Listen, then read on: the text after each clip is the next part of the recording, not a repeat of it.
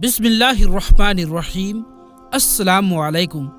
प्यारे दोस्तों, आज की इस वीडियो में हम आपको बताने वाले हैं कि खानाए काबा को कौन और कब शहीद करेगा यानी गिराएगा। प्यारे दोस्तों, खानाए काबा मुसलमानों की दिलों की धड़कन है और सारी जिंदगी जो इंसान रोजाना 5 बार काबा शरीफ की तरफ रुख करके नमाज पढ़ता हो तो उसका जी क्यों नहीं चाहेगा कि जिस तरफ चेहरा करके मैं नमाज पढ़ता हूँ उस काबे का दीदार भी हो जाए।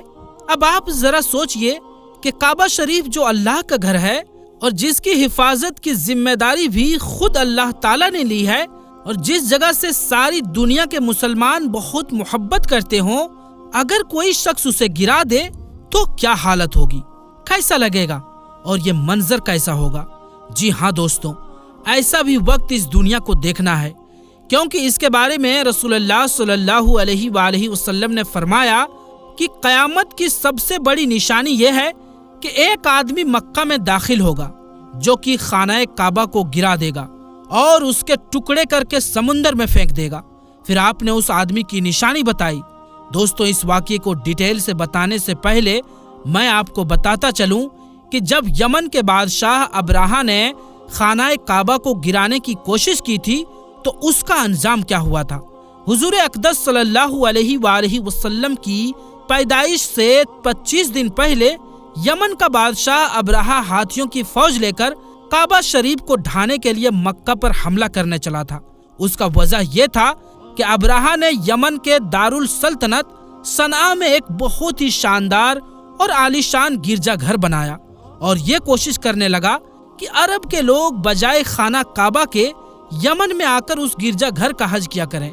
जब मक्का वालों को यह मालूम हुआ तो कबीलाए कनाना का एक शख्स गुस्से की हालत में जल भून कर यमन गया और वहां के गिरजाघर में बहाना बनाकर घुस गया और उसको नजासत यानी गंदगी से लथपथ कराया।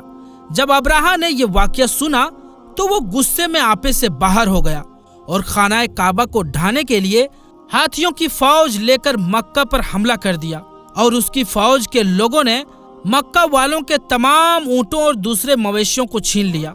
इसमें से 200 या 400 ऊँट अब्दुल मुत्तलिब के भी थे। हजरत अब्दुल मुत्तलिब को इस वाक़ये से बड़ा दुख हुआ। चुनांचे अबराहा से आप इस मामले में बातचीत करने के लिए उसके लश्कर में तशरीफ ले गए। जब अबराहा को मालूम हुआ कि कुरैश का सरदार उससे मुलाकात के लिए आया है तो उसने आपको अपने खेमे में बुलाया और जब अबराहा ने हजरत अब्दुल मुत्तलिब को देखा कि वो एक ऊंचे कद, रौबदार और बेहद ही हसीनो जमील आदमी है जिनकी पेशानी पर नूर जाहो जलाल चमक रहा है, तो सूरत देखते ही अबराहा सहम गया और तुरंत ही तख्ते शाही से उतरकर आपकी अदब के लिए खड़ा हो गया और अपने बराबर बिठाकर पूछा कि कहिए सरदार कुरैश, यहाँ आपकी तशरीफ लाने का क्या मकसद है। हजरत अब्दुल मुत्तलिब ने जवाब दिया कि हमारे ऊँट और बकरियां वगैरह जो आपके लश्कर की सिपाही हाँक कर लाए हैं, आप उन सब मवेशियों को हमारे हवाले कर दीजिए। ये सुनकर अबराहा ने कहा कि ऐ सरदार कुरैश, मैं तो ये समझता था कि आप बहुत ही हौसलामंद शानदार आदमी हैं, मगर आपने मुझसे अपने ऊँटों का सवाल करके मेरी नजरों में अपनी इज्जत कम कर लिया है। ऊँट और बकरियों की हकीकत ही क्या है? मैं तो आपके काबा को तोड़ फोड़ कर बर्बाद करने के लिए आया हूँ, आपने उस बारे में कोई चर्चा ही नहीं की। हजरत अब्दुल मुत्तलिब ने कहा कि मुझे तो अपनी ऊँटों से मतलब है, काबा मेरा घर नहीं है बल्कि वो खुदा का घर है, वो खुद अपने घर को बचा लेगा, मुझे काबा की जरा भी फिक्र नहीं है। ये सुनकर अबराहा अपनी फिरौनी जबान में कहने लगा कि ऐ सरदार मक्का, सुन लीजिए, मैं काबा को ढाकर उसकी ईंट से ईंट बजा दूंगा और रुए जमीन से उसका नामो निशान मिटा दूंगा, क्योंकि मक्का वालों ने मेरे गिरजाघर की बड़ी बेहुरमती की है, इसीलिए मैं उसका बदला लेने के लिए काबा को गिरा देना जरूरी समझता हूँ। हजरत अब्दुल मुत्तलिब ने फरमाया, फिर आप जाने और खुदा जाने, मैं आपसे सिफारिश करने वाला कौन होता हूँ। इस बातचीत के बाद अबराहा ने सभी जानवरों को वापस देने का हुक्म दे दिया और अब्दुल मुत्तलिब तमाम ऊँटों और बकरियों को साथ लेकर अपने घर चले आए और मक्का वालों से फरमाया कि तुम लोग अपने अपने माल मवेशियों को लेकर मक्का से बाहर निकल जाओ और पहाड़ों की चोटियों पर चढ़कर दरारों में छुपकर पनाह लो। मक्का वालों से ये कहकर پھر خود اپنے خاندان کے کچھ آدمیوں کو ساتھ لے کر خانہ کعبہ میں گئے اور دروازے کا حلقہ پکڑ کر بہت ہی بے قراری اور گریاؤ جاری یعنی رو رو کر دربار الہی میں اس طرح دعا مانگنے لگے: اے اللہ، بے شک ہر شخص اپنے اپنے گھر کی حفاظت کرتا ہے، لہٰذا تو بھی اپنے گھر کی حفاظت فرما، اور صلیب والوں یعنی عیسائیوں اور صلیب کے پجاریوں کے مقابلے میں اپنی حکم ماننے والوں کی مدد فرما۔ حضرت عبد المطلب نے یہ دعا مانگی اور اپنے خاندان والوں کو ساتھ لے کر پہاڑ کی چوٹی پر چڑھ گئے اور خدا کی قدرت کا جلوہ دیکھنے لگے۔ ابراہہ جب صبح کو کعبہ ڈھانے کے لیے اپنے لشکر جرار اور ہاتھی کی قطار کے ساتھ آگے بڑھا اور مقام مخمس میں پہنچا تو خود اس کا ہاتھی، جس کا نام محمود تھا، ایک دم بیٹھ گیا، بہت مارا اور بار بار للکارا، مگر ہاتھی نہیں اٹھا۔ اتنے میں قہر الہی ابابیلوں کی شکل میں نامودار ہوا اور ننھے ننھے پرندے جھونڈ کے جھونڈ اپنی چونچ اور پنجوں میں 3 کنکڑیاں تھی، سمندر کی جانب سے حرم کعبہ کی طرف آنے لگے۔ ابابیلوں کے اس لشکروں نے ابراہہ کی فوج پر اس زور و شور سے پتھروں کو گرانا شروع کر دیے کہ آنن فانن میں ابراہہ کے لشکر اور اس کے ہاتھیوں کے پرکھچے اڑ گئے۔ ابابل کی سنگ باری خدا بند قہار و جبار کے قہر و غضب کی ایسی مار تھی کہ جب کوئی کنکڑی کسی فیل یعنی ہاتھی سوار کے سر پر پڑتی تھی تو وہ اس آدمی کے بدن کو چھیدتی ہوئی ہاتھی کے بدن کے پار ہو جاتی تھی۔ ابراہہ کی فوج کا ایک آدمی بھی زندہ نہیں بچا اور سب کے سب ابراہہ اور اس کے ہاتھیوں سمیت اس طرح ہلاک و برباد ہو گئے کہ ان کے جسموں کی بوٹیاں ٹکڑے ٹکڑے ہو کر زمین پر بکھر گئی۔ چنانچہ قرآن مجید کی سورہ فیل میں خداوند قدوس نے اس واقعے کا ذکر کرتے ہوئے ارشاد فرمایا، یعنی اے محبوب، کیا آپ نے نہیں دیکھا کہ آپ کے رب نے ان ہاتھیوں والوں کا کیا حال کر ڈالا؟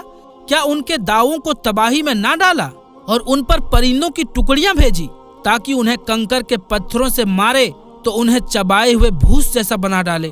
جب ابراہہ اور اس کے لشکروں کا یہ انجام ہوا تو عبد المطلب پہاڑ سے نیچے اترے اور خدا کا شکر ادا کیا۔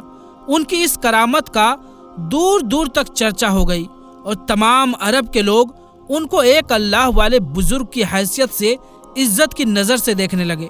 تو دوستو، آئیے اب آپ کو اس واقعے کے بارے میں بتاتے ہیں جو قیامت کے قریب پیش آئے گا اور جس کے بارے میں حضرت محمد مصطفیٰ صلی اللہ علیہ وآلہ وسلم نے فرمایا تھا۔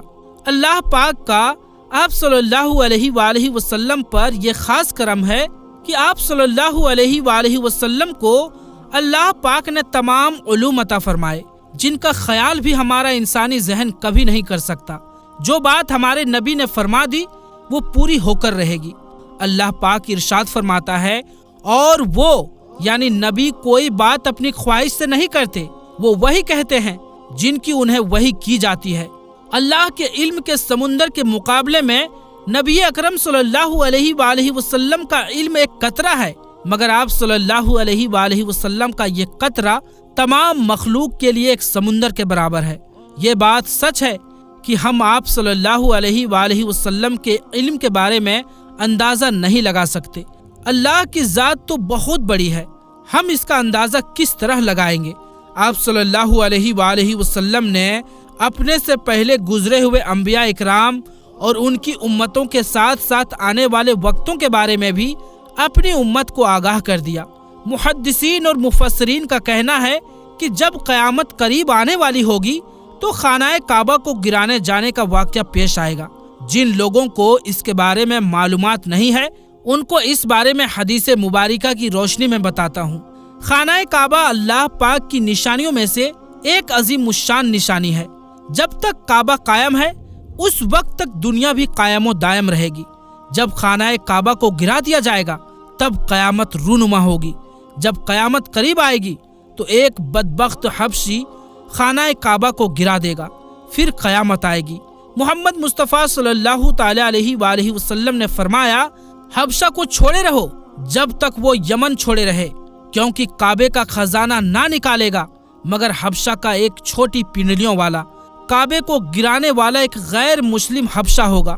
حبشہ کے بارے میں ایک روایت ہے کہ ایتھوپیا جو ہے اس میں جو افریقن ایریا ہے اس کو حبشہ کہا جاتا ہے۔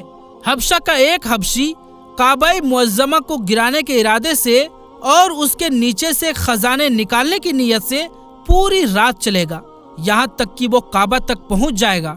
ये बात मशहूर है कि काबे के नीचे बहुत सारे बादशाहों का खजाना दबा हुआ है। वो शख्स इसी लालच में उसी खजाने को हासिल करने के लिए खाना काबा को ढा देगा।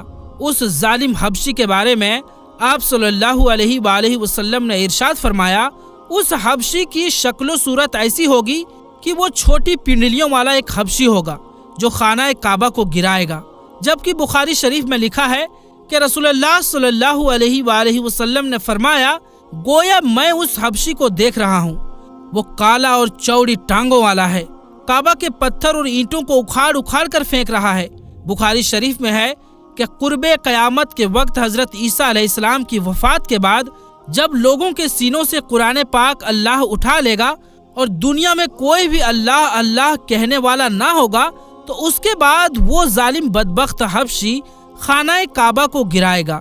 इस हदीस में अफ़न का लफ्ज़ इस्तेमाल हुआ है और अफ़न वो है जो अकड़ता हुआ चले या चलने में उसके दोनों पंजे नज़दीक रहे और दोनों एड़ियों में फासला रहे। वो हबशी मरदूद जो क़यामत के करीब खाना काबा को ढाएगा वो इस शक्ल में होगा। दूसरी रिवायत में है कि आंखें नीली, नाक फैली हुई होगी और पेट बड़ा होगा, उसके साथ भी लोग होंगे। वो काबा का एक एक पत्थर उखाड़ डालेगा और समुंदर में ले जाकर फेंक देंगे। ये क़यामत के बिल्कुल नज़दीक होगा। अल्लाह ताला से दुआ है कि अल्लाह तबारक व ताला हमें नेक काम करने की तौफीक अता फरमाए और हमें बुराइयों से दूर रहने की हमें हिम्मत और तौफीक अता फरमाए। तो प्यारे दोस्तों, अगर ये वीडियो आपको अच्छी लगी हो, अगर इस वीडियो से आपको कुछ जानकारी हासिल हुई हो, तो हमारे चैनल आलमी जंक्शन को सब्सक्राइब कर लें और साथ में लगे बेल आइकन पर भी ज़रूर क्लिक कर दें ताकि हमारी आने वाली वीडियोस की नोटिफिकेशन आप तक पहुंचती रहे।